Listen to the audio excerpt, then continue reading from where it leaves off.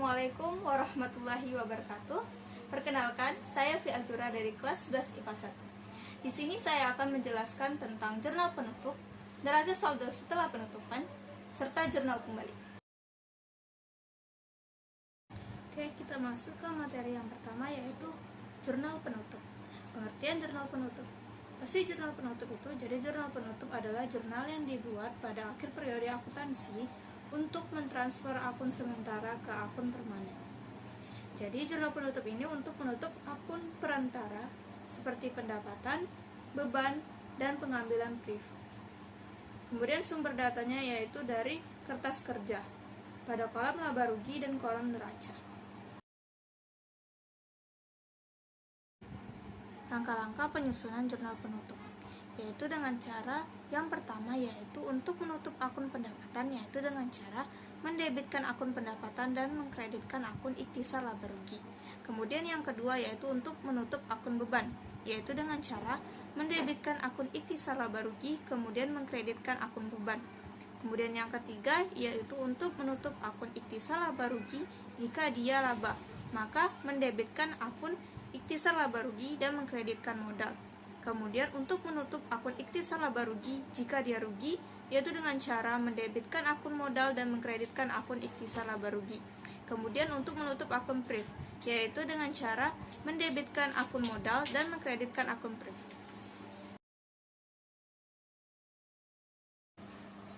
Untuk membuat jurnal penutup, pertama kita membuat judul.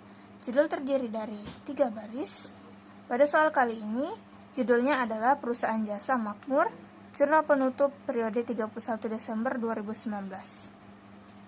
Saya menggunakan 5 kolom. Yang pertama yaitu tanggal, kemudian ada keterangan, referensi, debit, dan kredit. Langkah pertama yaitu menutup akun pendapatan. Dengan cara pendapatan jasa di sebelah debit dan ikhtisar laba rugi di sebelah kredit.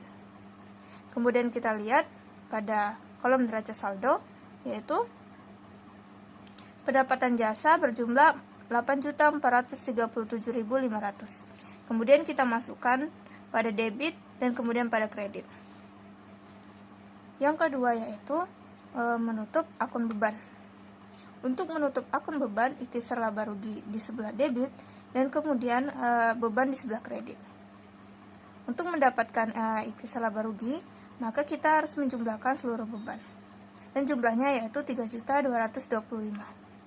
Dan kemudian kita masukkan seluruh beban yang ada di neraca saldo pada kolom kredit.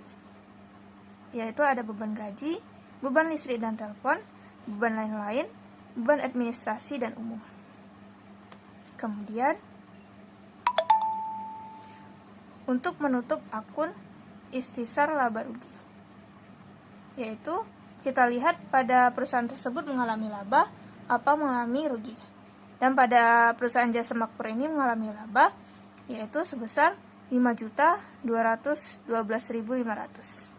Maka kita masukkan di debit untuk ikhtisar laba rugi dan kredit untuk modal yaitu 5.212.500. Kemudian yang terakhir yaitu untuk menutup akun priv, yaitu dengan cara modal di sebelah debit dan kemudian priv di sebelah kredit.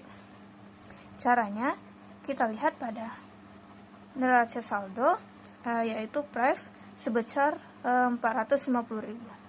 Kemudian kita masukkan untuk modalnya yang di sebelah debit yaitu 450.000 dan kemudian privnya di sebelah kredit yaitu 450.000. Kemudian kita jumlahkan seluruh hasilnya. Dan hasilnya harus sama ya.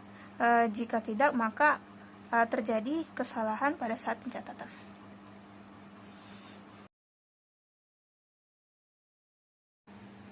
Neraca saldo setelah penutupan. Neraca saldo setelah penutupan adalah sebuah daftar yang berisi seluruh saldo akun real dan dibuat pada akhir periode pelaporan pada suatu perusahaan. Sumbernya yaitu berasal dari jurnal penutup dan kertas kerja pada kolom laba rugi dan neraca.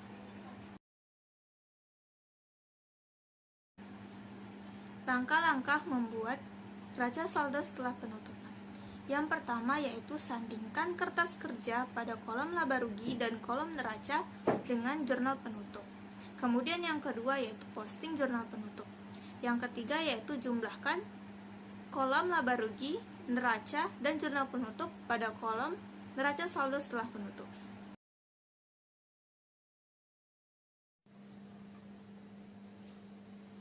Oke, yang kedua yaitu neraca saldo setelah penutupan. Untuk toko sembako Raya Indah. Jadi, untuk mencari neraca saldo setelah penutupan, yaitu dengan menjumlahkan neraca saldo disesuaikan dengan jurnal penutup. Dan jika debit dengan debit atau kredit dengan kredit, maka dijumlahkan. Dan jika debit dengan kredit atau kredit dengan debit, maka dicari selisihnya. Dan jika hanya terdapat satu, maka tinggal disalin saja.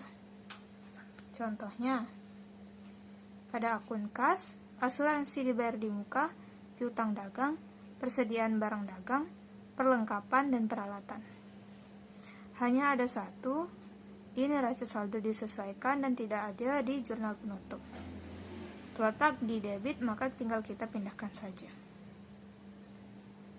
Kemudian selanjutnya ada akumulasi penyusutan peralatan, utang dagang, utang bank. Dan hanya ada satu di neraca saldo disesuaikan dan tidak ada di jurnal penutup, dapat pada kolom kredit, maka tinggal kita pindahkan saja. Kemudian selanjutnya ada modal nona raya. Kita lihat di NSD terdapat pada kredit, di jurnal penutup terdapat pada debit dan kredit. Jika kredit dengan kredit, maka dijumlahkan. Kita jumlahkan, kemudian hasilnya kita kurangkan dengan debit. Maka hasilnya 24.970.000 di kredit karena masih lebih besar yang di kredit. Kemudian brief 300.000 di debit, 300.000 di kredit. Maka kita selisihkan, maka habis. Kemudian penjualan 10.100.000 di kredit, 10.100.000 di debit. Kita selisihkan, maka habis. Kemudian return penjualan 200.000 di debit, 200.000 di kredit. Kita selisihkan, maka habis. Kemudian potongan penjualan 160.000 di debit, 160.000 di kredit, kita selisihkan, maka habis. Kemudian pembelian 5.200.000 di debit, 5.200.000 di kredit, kita selisihkan, maka habis. Kemudian return pembelian 300.000 di kredit, 300.000 di debit, maka kita selisihkan, habis.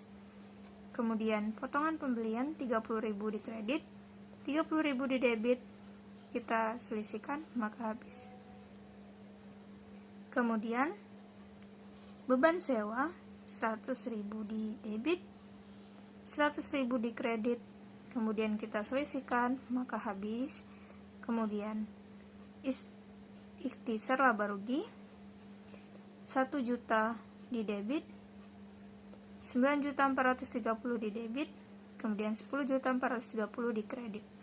Jika debit dengan debit, maka dijumlahkan, hasilnya 10.430.000, kemudian dikurangkan dengan 10.430.000, maka habis. Kemudian selanjutnya ada beban gaji 2 juta di debit, 2 juta di kredit, maka selisihnya habis. Kemudian utang gaji hanya terdapat di neraca saldo disesuaikan di kolom kredit, maka tinggal kita salin saja. Kita letakkan di kolom kredit pula. Kemudian beban perlengkapan 500.000 di debit, 500.000 di kredit, maka habis. Kemudian beban penyusutan peralatan 600.000 di debit, 600.000 di kredit, maka habis. Kemudian beban asuransi 100.000 di debit, kemudian 100.000 di kredit, maka selisihnya habis. Selanjutnya ada sewa dibayar di muka. 1.100.000 di debit pada neraca saldo disesuaikan dan tidak ada di jurnal penutup. Maka tinggal kita pindahkan saja di kolom debit. Kemudian kita jumlahkan semua kolom. Hasilnya harus sama ya. Pada debit 50.930, kemudian pada kredit juga 50.930. Kemudian untuk jurnal penutup 20.160.000 di debit dan begitu pula di kredit. Dan untuk neraca saldo setelah penutupan, jika ingin merapikan, kita bisa hilangkan yang hasilnya tidak ada. Kemudian kita urutkan.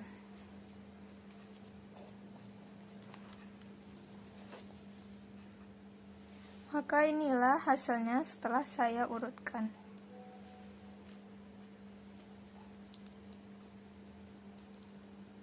Ya, nomor 111 sampai nomor akun 116 merupakan harta lancar.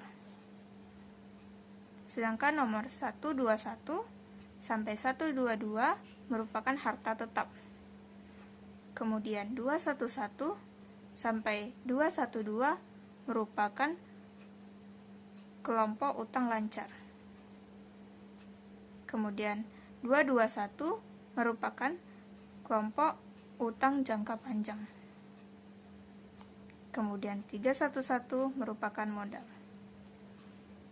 Kemudian dijumlahkan, maka hasilnya 40.770.000.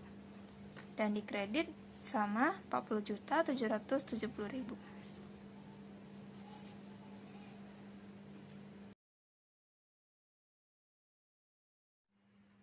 Jurnal pembalik. Jurnal pembalik adalah jurnal kebalikan dari jurnal penyesuaian yang dilakukan pada awal periode berikutnya. Jadi, ada catatannya nih. Tidak semua ayat jurnal penyesuaian dibuat di jurnal pembalik. Karena jurnal pembalik bertujuan untuk menjaga keajikan pencatatan akun. Jadi, data sumbernya yaitu jurnal penyesuaian.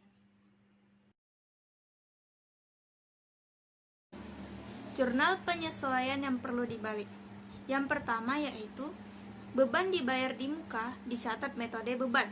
Kemudian yang kedua yaitu pendapatan diterima di muka dicatat metode pendapatan. Kemudian yang ketiga yaitu beban yang belum dibayar. Kemudian yang keempat yaitu pendapatan yang masih harus diterima.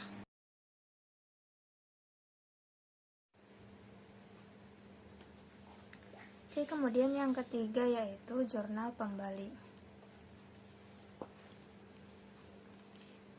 Ya, pada jurnal penyesuaian yang pertama yaitu menyesuaikan persediaan barang dagang. Maka di persyaratan jurnal penyesuaian yang perlu dibalik tadi tidak ada menyesuaikan persediaan barang dagang, maka ini tidak perlu dibalik. Kemudian yang kedua yaitu di debit beban gaji, kemudian di kredit ada utang gaji. Maka ini merupakan adanya beban yang belum dibayar. Maka di tabel jurnal penyesuaian yang perlu dibalik tadi ada yang ketiga yaitu beban yang belum dibayar. Maka ini perlu dibalik. Kemudian yang ketiga yaitu di debit beban perlengkapan, kemudian kredit perlengkapan. Maka ini merupakan menyesuaikan perlengkapan dan di data tidak ada. Di data jurnal penyesuaian yang perlu dibalik tadi tidak ada, maka ini tidak perlu dibalik. Kemudian kita masuk yang keempat yaitu di debit beban penyusutan peralatan, kemudian di kredit ada akumulasi penyusutan peralatan. Ini merupakan menyesuaikan harta tetap. Maka ini tidak perlu dibalik. Kemudian selanjutnya yaitu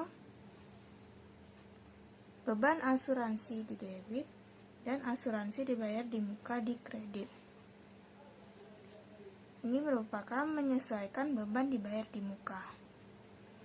Tetapi di kreditnya ini adalah asuransi dibayar di muka. Maka di kreditnya ini merupakan harta. Sedangkan di syarat jurnal penyesuaian yang perlu dibalik tadi, beban dibayar di muka dicatat metode beban. Sedangkan di sini di kreditnya merupakan harta. Maka ini tidak perlu dibalik.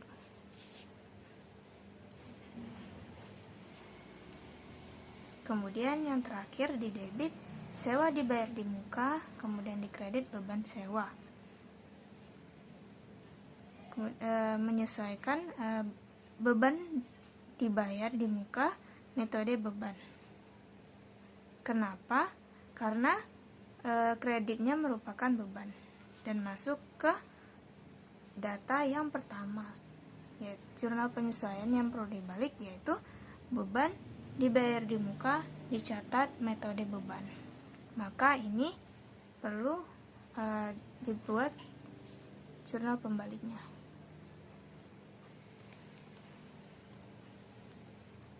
Maka yang perlu dibalik adalah nomor 2 dan nomor 6. Dan kita akan membuat jurnal pembalik. Seperti biasa, kita buat dulu judulnya, yaitu Toko Sembako Raya Indah Jurnal Pembalik periode 1 Februari 2021. Kemudian terdapat 5 kolom, yaitu yang pertama tanggal, akun, referensi debit dan kredit. Kemudian kita lihat di jurnal penyesuaian yang sudah kita tandai tadi, yaitu jurnal penyesuaian yang kedua, yaitu beban gaji di debit, kemudian utang gaji di kredit. Kita balik, utang gaji di debit dan beban gaji di kredit. Kemudian kita masukkan angkanya sama, sebesar 2 juta di debit, kemudian 2 juta di kredit. Kemudian yang kedua yaitu jurnal penyesuaian yang ke-6, yaitu sewa dibayar di muka di debit, kemudian beban sewa di kredit. Kemudian kita balik jadi beban sewa di debit, sewa dibayar di mukanya di kredit.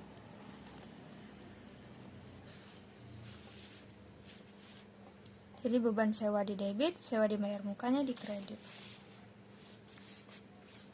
Itu sebesar 1.100.000. Maka kita masukkan 1.100.000, 1.100.000. Setelah itu kita jumlahkan, maka dapat hasilnya 3.100.000 di debit dan 3.100.000 di kredit. Maka telah selesai kita membuat jurnal pembalik. Jadi jurnal pembalik itu yaitu membalik jurnal tertentu yang ada di jurnal penyesuaian.